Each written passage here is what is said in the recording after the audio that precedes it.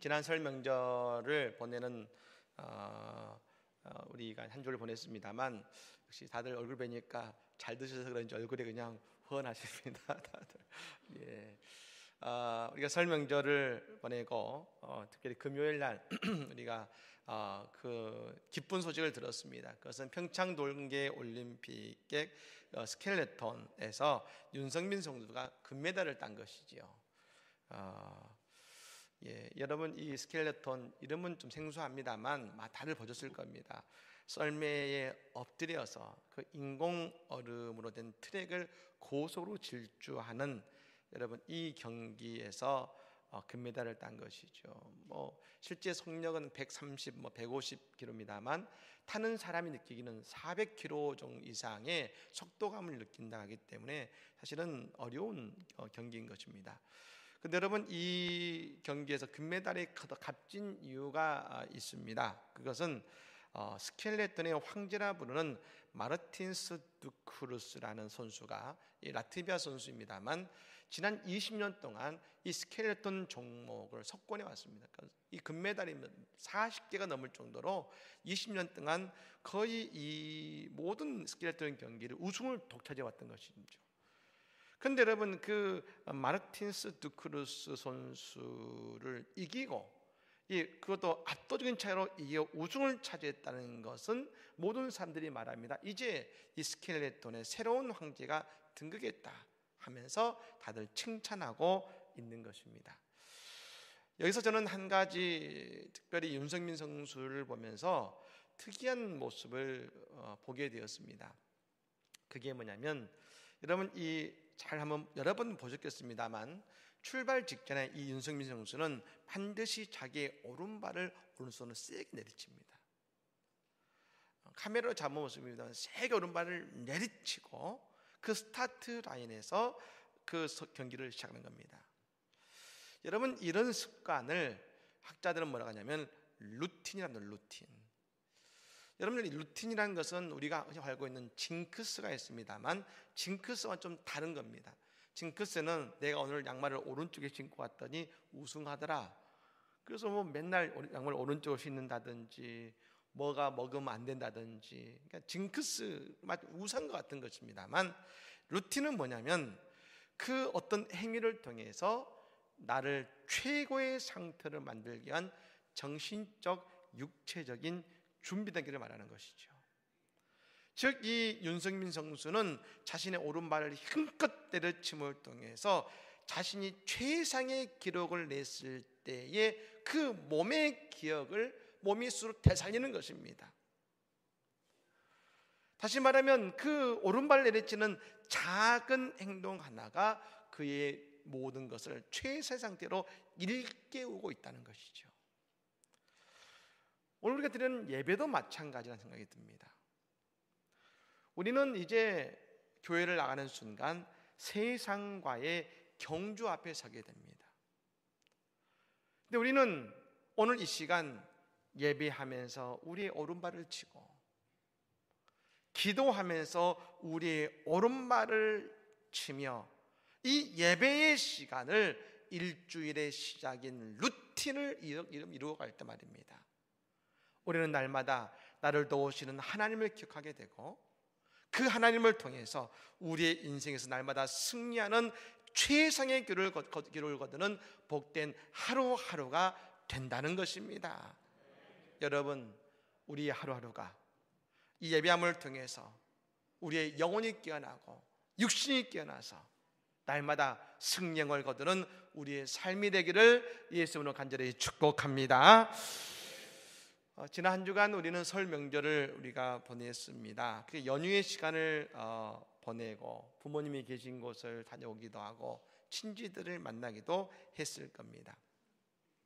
그런데 여러분 우리의 명절과 동시에 교회 역으로 보면 지난 한 주는 특별히 수요일은 제2수요일 애쉬 웬즈데이를 저희가 보냈고 그리고 목요일부터 사순절 렌트라고 하는 사순절의 시간을 우리가 시작하게 됐습니다. 근데 우리 교회는 계속해서 사순절 때마다 사순절 특별 새벽 기도회를 가져왔습니다. 이번에는 참 고민됐습니다. 명절에서 다 친지를 만나러 가시고 분주할 건데 이때 특세가 될까? 근데 여러분, 저의 고민을 정리하는 한 가지 사실이 떠올랐습니다. 그것은 뭐냐면 내일부터 시작되는 필리핀 단기 선교가 떠오른 것입니다. 선교를 갔는데 준비해야 되겠죠. 여러분, 근데 그 준비 중에 가장 중요한 준비가 뭐겠습니까? 기도하는 것 아니겠습니까? 그래서 여러분, 마음으로 결정하게 된 것입니다. 몇 분이 나오시든 좋다. 기도해야 된다. 기도함을 통해서 선교를 준비해야 되는 마음이 들자 고민은 사라지고 내가 무엇을 해야 될 것인지, 우리 교회가 무엇을 해야 될 것인지가 분명해졌습니다. 그리고 참 감사한 것은 새벽마다 지난 목요일, 금요일 너무나도 많은 분들이 나오셔서 함께 새벽을 깨우고 기도하시는 모습을 통해서 가슴이 뜨거워지고 참 은혜가 있었고 감사 있었습니다.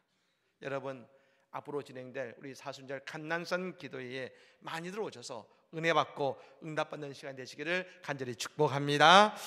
그러며 생각한 것입니다. 이번에 기도하는 우리의 모습이 마치 저 이스라엘에 있는 미스바에 모여서 기도하는 이스라엘과 사무엘 그들과 같구나 하는 생각이 드는 것입니다. 오늘 본문을 여러분 읽어보셨겠습니다만 지금 이스라엘 백성들은 미스바에 모였습니다. 그리고 그들이 모이게 된 이유가 있는데요, 그들의 지도자 사무엘이 지도자로서 사사로서 그의 직무를 시작하는 것을 알리는 자리였다는 것이죠. 다시 말하면 이스라엘은 새로운 지도자와 더불어서 새로운 시작을 하는 그 시간에 말입니다. 몇 년이 될지 모르지만 수십 년일 것인데 사무엘과 함께 새로운 시작을 하는 가운데 이 사무엘이 선택한 것은 뭐냐면 모든 백성을 미스바에 모이게 하고 그곳에서 금식하며 예배하며 기도하는 시간을 사무엘은 선택했던 것입니다. 우리도 그렇지 않습니까? 음력설인 우리의 고유의 명절, 큰 시작을 나타내는 것이죠. 그런데 여러분, 이때 우리는 우리의 미스바인 안성 제1장로교회에서 하나님의 성전에서 모여서 기도하고 예배하는 모습 속에서 우리는 한 가지를 분명히 확신할 수 있는 것입니다. 우리 하나님은 에베네셀의 하나님, 저 블레셋을 물리친 하나님의 축복이 오늘 한 해 우리 가운데, 우리 교회 가운데 반드시 임하게 될 줄로 믿습니다. 그렇다면 여러분이 사무엘과 이스라엘 백성들이 미스바에 모여 뭘 했습니까? 6절 말씀 우리 같이 한번 읽어보겠습니다. 6절 말씀입니다. 그들이 미스바에 모여 길을 길러 여호와 앞에 붓고 그날 종일 금식하고 거기에서 이르되 우리가 여호와께 범자였나이다 하니라. 사무엘이 미스바에서 이스라엘 자손을 다스리니라. 아멘. 여기에 보면 그들이 미스바에 모여 물을 길어 여호와 앞에 부었다겠습니다. 이게 뭘 의미할까? 여러분, 유대의 전승에 보면 하나님께 제사 드릴 때에 연못에서 물을 길러다가 제물 위에 붓는 경우가 있었다 그럽니다. 우리는 이게 뭘까 싶지만 유대인들은 압니다. 이것은 하나님께 예배드리는 것이다. 그리고 여러분, 그 물을 붐을 통해서 자신의 모든 죄들이 하나님 앞에 다 씻겨지고 죄악들이 모두 흘러가기를 간절히 간절히 원하는 소망을 상징하는 행위인 것입니다. 이스라엘 백성들의 자신의 죄를 금식하며 기도했습니다. 그냥 금식한 것이 아니라 어떻게요? 예배하면서 금식하고 기도했습니다. 우리는 사순절을 지내고 있습니다만 그리스도교는 전통적으로 사순절이 되면 고기를 금하고 그리고 자신이 좋아하는 것, 때로는 내가 먹는 것, 그것이 보이는 것이든지 좋아하는 것이든지 한 가지를 금식하며 지냈습니다. 근데 여러분, 이것은 그냥 하는 것이 아닙니다. 이 금식은 반드시 우리에게 예배 속에서 금식이 이루어져야 된다는 것입니다. 우리는 한 가지 사실을 기억해야 됩니다. 하나님께 예배하는 것도, 예수님의 이름으로 기도하는 것도 마땅히 해야 되는 것이지만, 동시에 이것이 우리의 삶의 습관이 되어야 됩니다.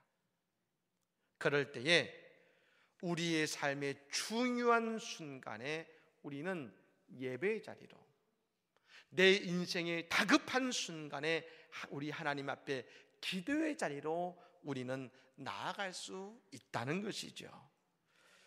저 이스라엘 백성들이 모여서 기도하기 시작했습니다. 오늘 본문을 보면 어떻게 됩니까? 이스라엘 백성들이 모이자, 그들이 기도하자 블레셋이 위기감을 느껴서 이스라엘 땅을 쳐들어온 것입니다. 여러분, 그러자 사무엘이 어떻게 했습니까? 우리가 생각하는 사무엘은 위대한 지도자입니다만, 사실 지금 이때의 사무엘은 이제 막 사사가 되었고 막 지도자가 되었기 때문에 경험도 없고 이런 위기를 처음 당해봤습니다. 그런데 여러분, 그 위기가 닥치는 순간 사무엘이 가장 뭘 먼저 했습니까? 오늘 9절 말씀입니다. 우리 9절 말씀을 같이 한번 읽어보겠습니다. 사무엘이 젖먹는 어린 양 하나를 가져다가 온전한 번제를 여호와께 드리고 이스라엘을 위하여 여호와께 부르짖음에 여호와께서 응답하셨더라. 아멘. 믿으십니까? 뭘 제일 먼저 했느냐? 사무엘이 그 위기의 소식을 듣고 그가 한 것은 다른 것이 아닙니다. 하나님께 제사드리고 예배드렸다는 것입니다. 예배드렸습니다.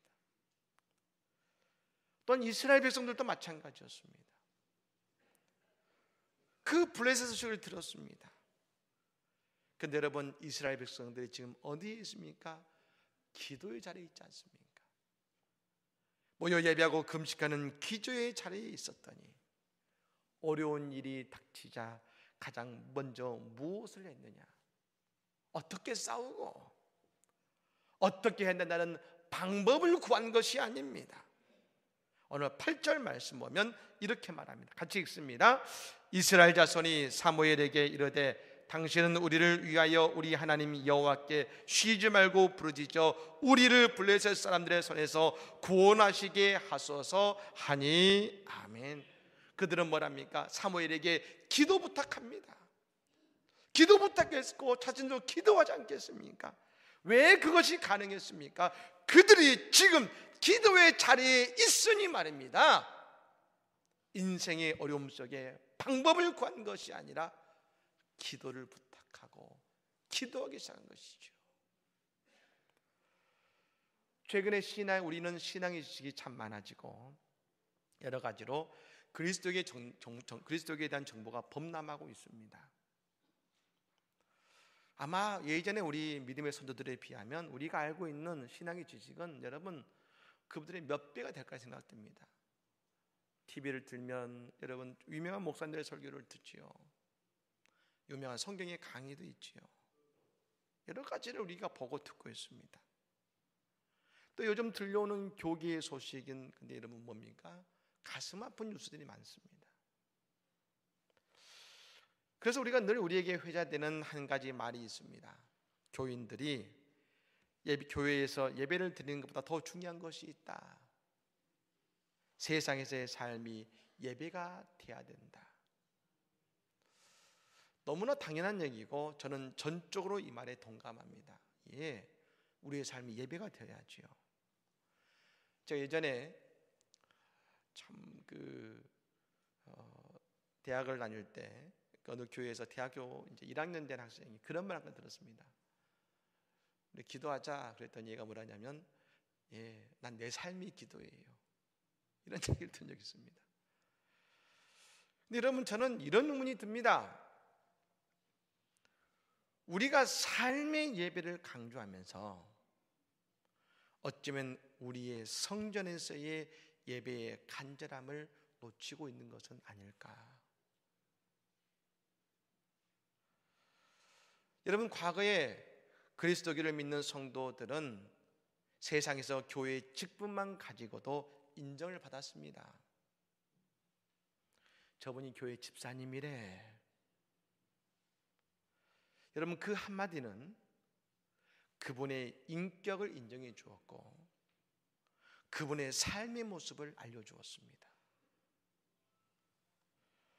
근데 여러분, 그때 교회는 무엇이 있었습니까?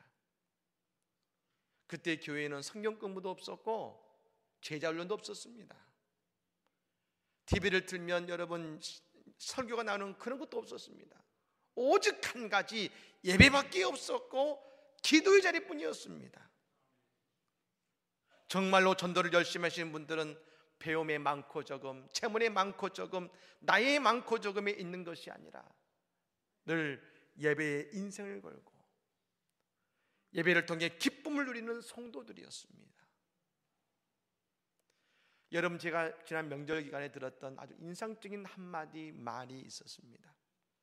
우리 사회의 엘리트이고 나름의 성공을 했다는 한 여성분과의 대화 가운데 이런 말을 합니다. 우리나라가 이렇게 잘 살게 된 것은 다 새벽기도 때문이고 다 예배를 잘 드렸기 때문입니다. 여러분, 오늘 본문은 말하죠. 예배의 은혜를 알게 되고 먼저 기도하게 된 이스라엘 백성들에게 하나님의 승리, 저 블레셋을 물리치는 하나님의 승리가 임했다는 것을 여러분 믿으시기를 바랍니다. 그렇다면 우리는 왜 늘 예배의 자리에서 떠나서 하나님의 음성에서 멀어지게 되는 것입니까? 우리 앞에 늘 우상이 존재하기 때문에 그런 겁니다. 우리는 우상하면 거대한 석상, 여러분 우리가 금요일마다 다니엘서를 보고 있습니다만 그 느부갓네살 왕이 왔던 그 어마어마한 여러분 우상이라든지